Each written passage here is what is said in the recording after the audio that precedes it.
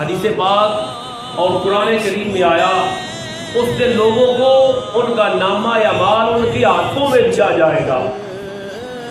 نیک لوگوں کا نامہ یا مال ان کے دائیں ہاتھ میں اور گناہ گاروں کو ان کا نامہ یا مال ان کے بائیں ہاتھ میں دیا جائے گا.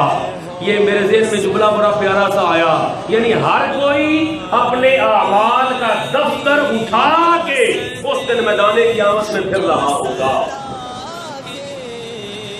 اور کافروں کے بارے میں آیا کہ کافروں کو بھی بائیں ہاتھ میں دیا جائے گا، مگر جو مسلمان گناہگار ہے اسے تو ڈائریکٹ بائیں ہاتھ میں دے دیا جائے گا، مگر جو کافر گناہگار ہے اس کے سینے سے سوراخ کر کے اس کا بائیں ہاتھ سینے سے ڈال کے پشت سے نکال کے پیچھے کی طرف اس کے بائیں ہاتھ پر اس کا نامہ اعمال رکھ دیا جائے گا.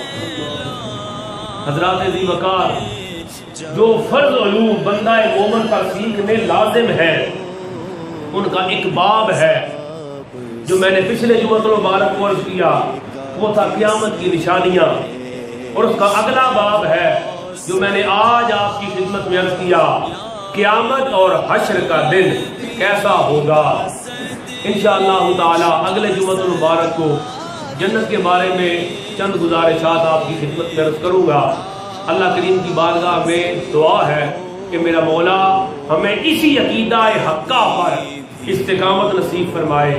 میرا مولا ہمارے ایمان کی حفاظت فرمائے، ہمارا خاتمہ بالایمان فرمائے، اور ہمیں حضور علیہ الصلوۃ والسلام کی شفاعت نصیب فرمائے. آمین. وما علینا الا البلاغ.